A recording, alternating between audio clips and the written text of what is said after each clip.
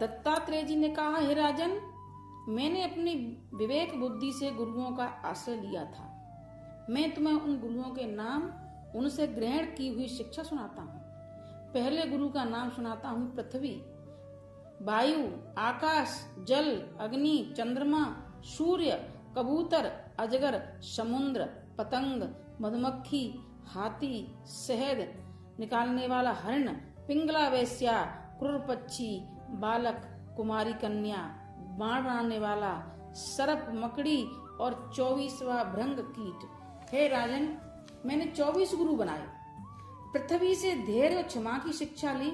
पृथ्वी के ही विकार पर्वत और वृक्षों से परोपकारी शिक्षा ली, जो शरीर के अंदर प्राणवायु के आहार मात्र से ही संतुष्ट हो जाते हैं। और हे राजन, आकाश से मैंने अछूता रहने की शिक्षा ली।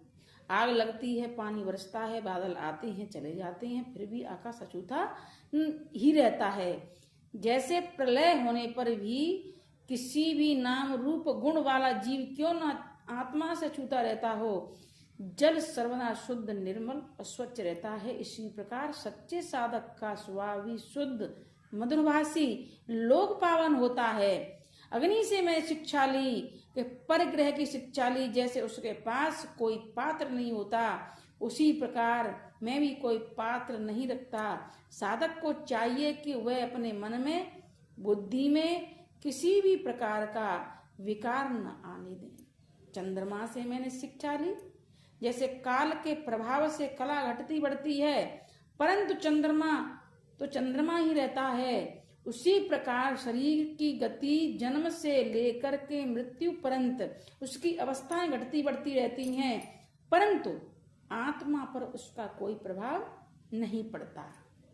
सूर्य से मैंने शिक्षा ली कि जैसे वह अपनी किरणों से पृथ्वी का जल संग्रह करता है और उस समय से वो वर्षा देता है, उसी प्रकार योगी को चाहिए कि समय आने पर अपने तपोबल से असहायों की रक्षा करनी चाहिए।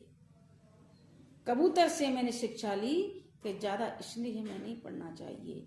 योगियों को स्नेह बंधन में पड़ने से कलेश ही कलेश उठाना पड़ता है, इसलिए अधिक स्नेह अथवा मोह नहीं बढ़ाना चाहिए। अजगर से मैंने शिक्षा ली कि हे शरीर में देह, बल, इंद्रिय और मनोबल तीनों हैं, फिर भी वह निश्चेष्ट रहे। बुद्धिमान मनुष्य को चाहिए कि प्रारब्ध से जो भी प्राप्त हो जाए उसी में संतोष करना चाहिए, अधिक श्रम न करें।